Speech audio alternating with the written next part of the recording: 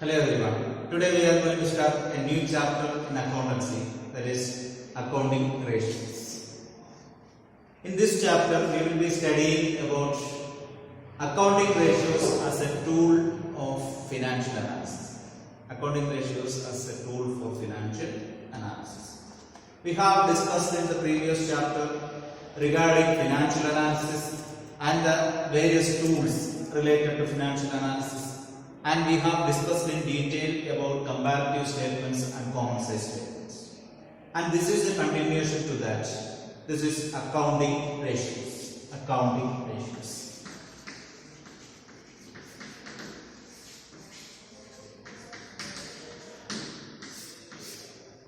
What is accounting ratios? Before that, let us see what is ratios. What it is? We can say that ratio is an arithmetical expression of relationship between two independent or related items. It's an arithmetical expression of relationship. Arithmetical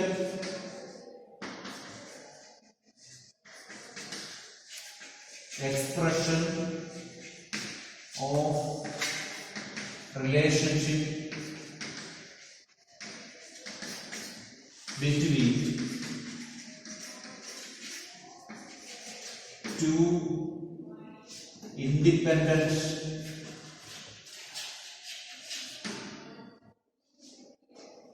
or related variables. That's all. This is a simple definition to the term ratios. Ratio is an arithmetical expression. Ratio is an arithmetical expression of relationship between two variables. These two variables are either independent or related items. Okay, independence or related variables or related items. We can mention it as items.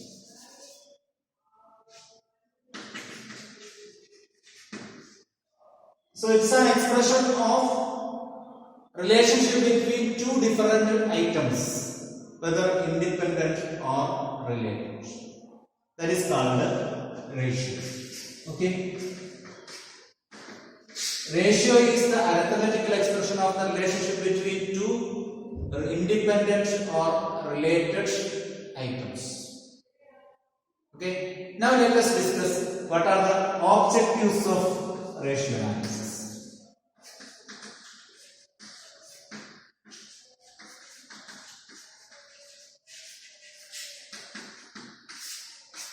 Objectives of ratio analysis in financial statement. So in order to discuss that objectives of ratio analysis in accounting, we have to see that what is accounting ratio. What is accounting ratio? Accounting ratio is the arithmetical expression of the relationship between two accounting variables or two variables in financial statements. It is the arithmetical expression of the relationship between two variables in financial statements. That is, two variables in balance sheet or two variables in statement of profit and loss. Okay, it is the relationship between two accounting variables in financial statements. That is, profit and loss account or balance sheet. Okay. For example, two variables in statement of profit and loss is sales and profit. One of the two variables, sales and profit. We can make a relation between profit and sales. How much of sales is the profit? How much percentage of sales is profit? Or how much proportion of sales is profit? Like that, we can compare the current liabilities and current assets in the balance sheet. That also accounting ratios. So accounting ratio is the arithmetical expression of the relationship between two accounting variables or two variables in the financial statements. That is either statement of profit and loss or balance sheet. So with the help of these accounting ratios, we can analyze the financial statements, analyze the performance of the business. That is called analysis of financial statements with the help of ratios, or it is called the ratio analysis. Okay. So with the help of ratios, we can analyze the performance of business. That means the performance of various items or the change in the various items in the financial statements of the company.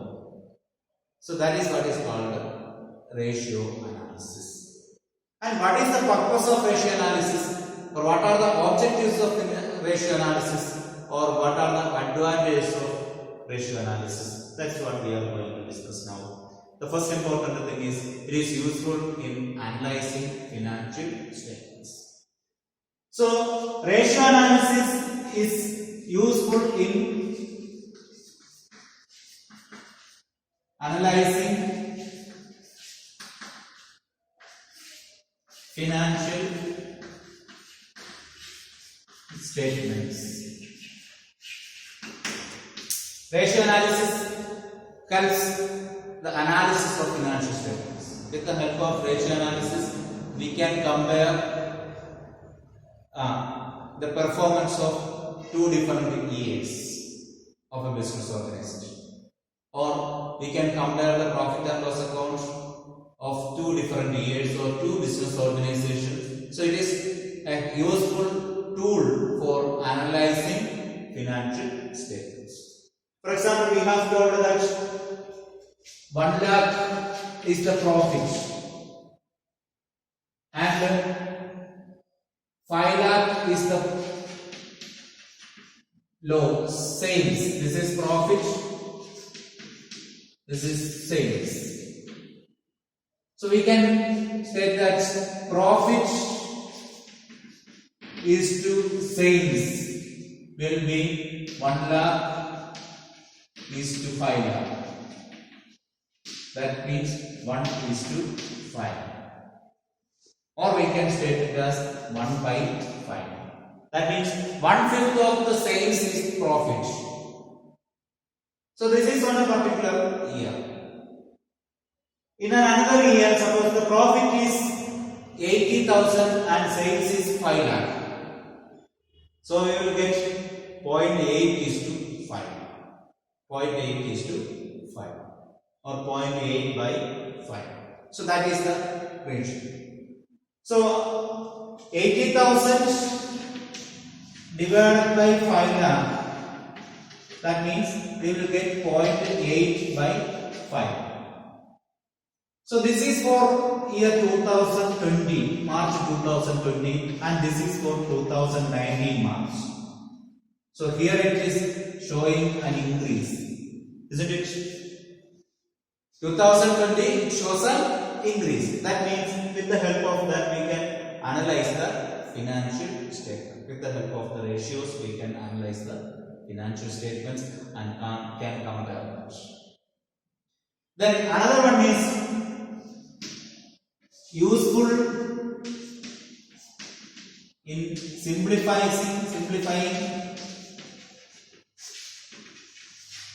financial data. So useful in simplifying accounting data or financial data. See, we have told that profit is 1 lakh and sales is 5 lakh. 1 lakh is to 5 lakh. That can be simplified as 1 by 5 is the profit.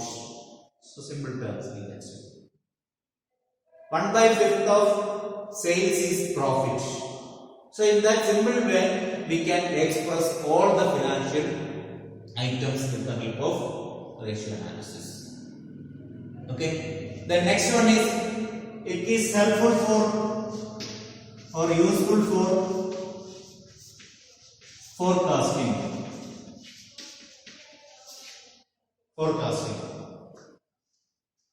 It is helpful for forecasting for future. That means in this case of profit and sales, Last year we have got 0.8 out of 5 profit. Now it became 1:5 or 1 out of 5. Now we should increase. Next year we have to increase that. 1.2 out of 5 should be the profit. So in order to increase that, what should do? So all these things can, with the help of that, we can make some forecasting.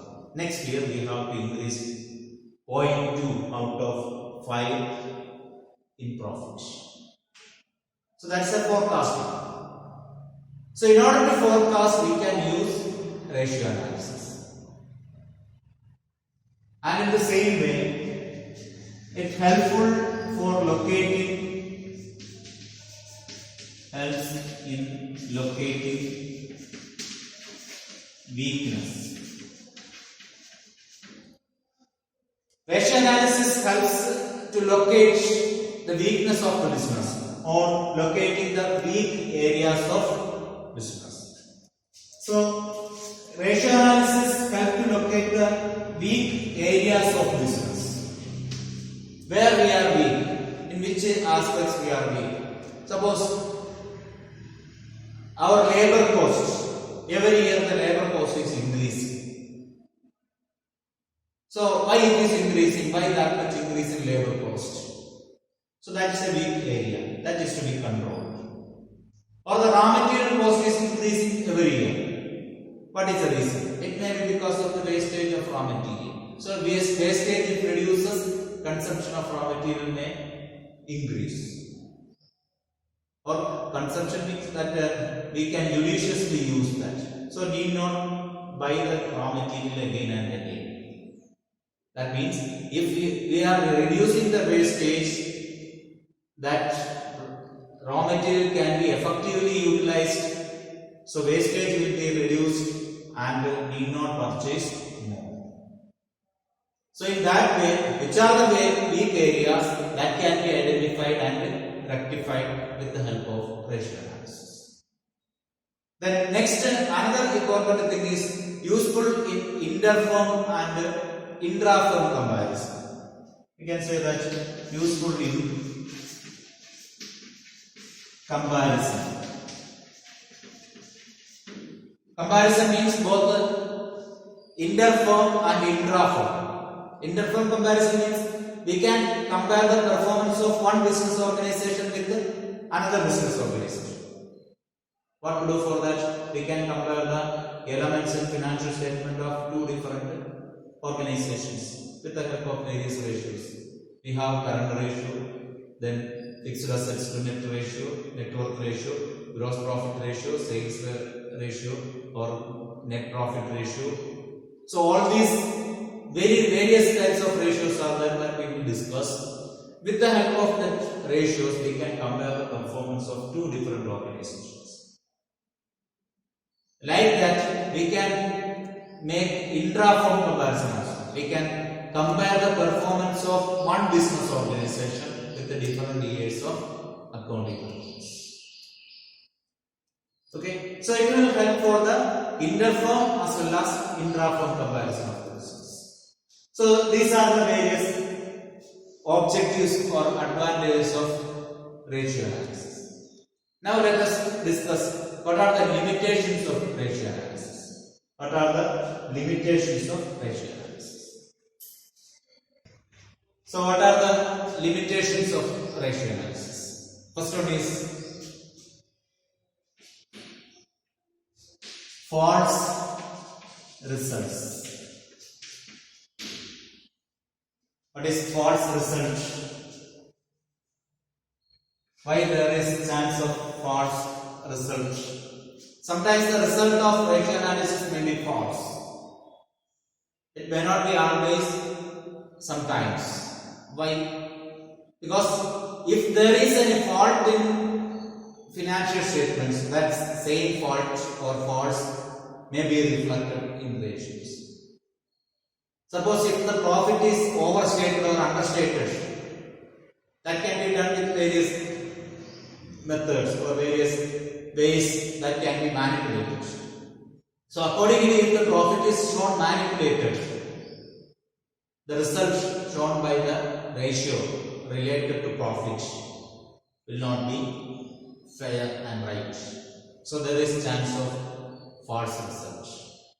Another one is qualitative factors that are ignored.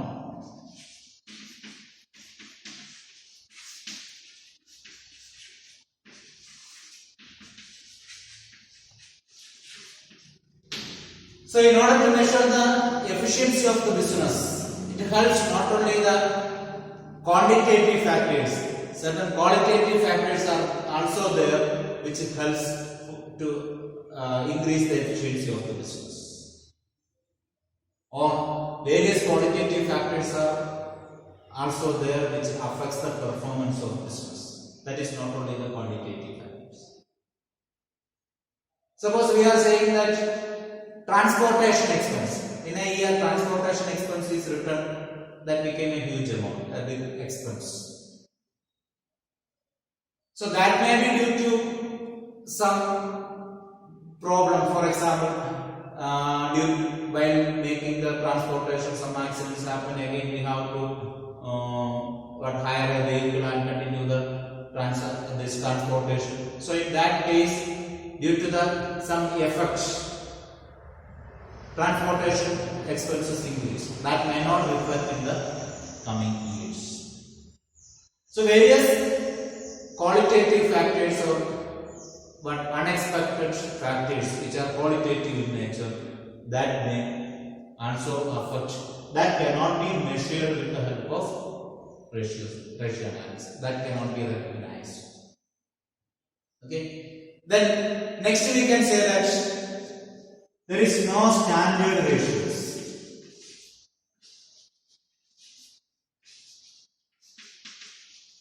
Standard ratios are not there. So there is lack of standard ratios. There is no standard ratio for example, we may say that the standard ratio of current ratio, the standard fixed for current ratio is 2:1. That means if the business organization has two portions of current assets, one portion, half should be the current liabilities. That means how much is the current liabilities? Its double should be the current assets for that organization. That is a fixed standard. But it may not be correct in all the cases. It may not be a suitable one for all the type of business organizations. So all business organizations are unique in their individual respects. So accordingly, we cannot fix a standard ratio or standard performance to measure a business organization's efficiency. So lack of standard ratio is another important problem faced by ratio analysis. Okay. The next one is price level changes.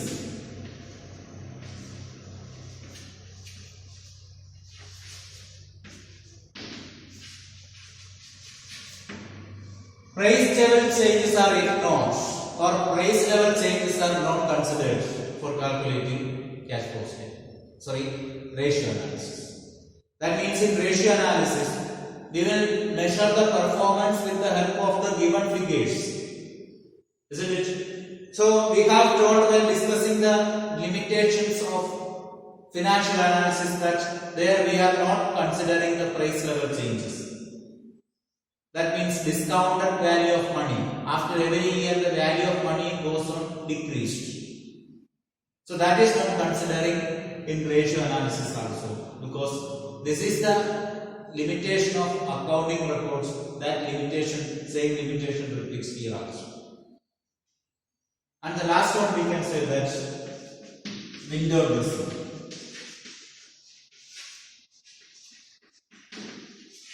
What is window dressing? Window dressing.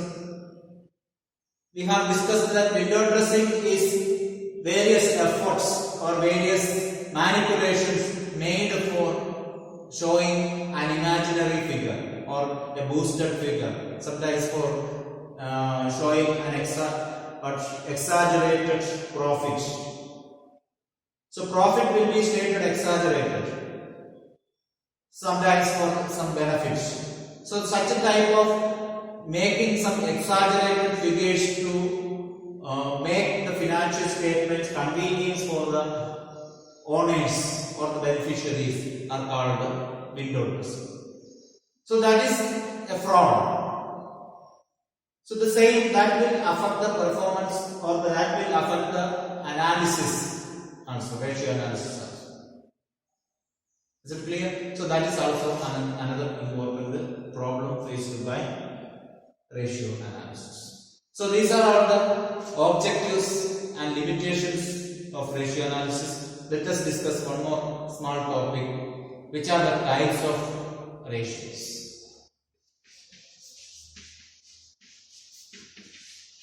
Types of ratios.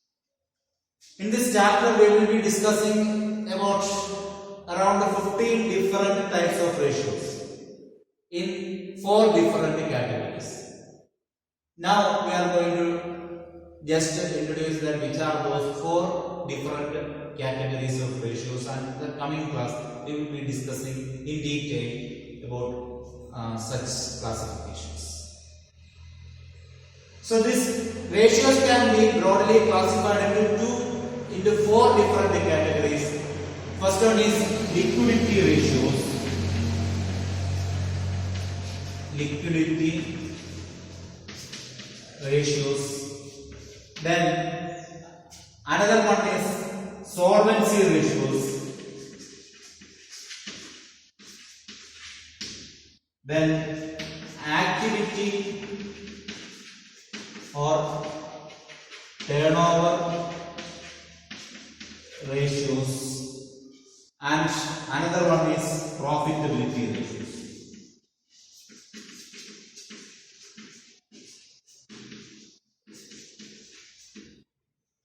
These are the 4 different categories.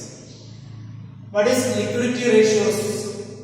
This is the ratio which measures the liquidity of business. That means encashability of business. How much easily the business can convert its assets into cash. That is liquidity ratios. So for measuring that liquidity, we have current ratio and liquid ratios.